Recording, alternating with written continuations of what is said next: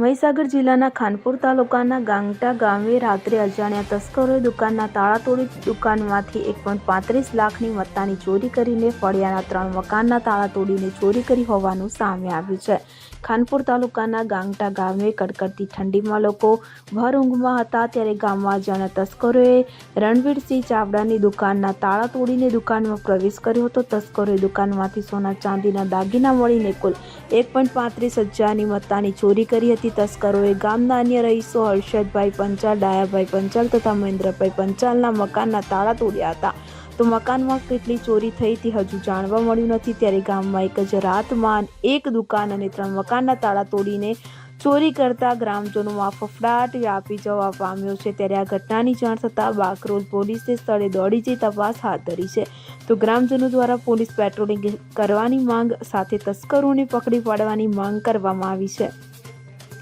સંદીપ દેવાસરી સાથે scene 24 news Mahisagar. હવે જુઓ દેશ દુનિયાની તમામ ખબરો તમારી આંગળીના ટેરવે। ઉઠાવો મોબાઈલ અને ગૂગલ પ્લે સ્ટોર પરથી ડાઉનલોડ કરો અમારી CN24 ન્યૂઝ મોબાઈલ એપ।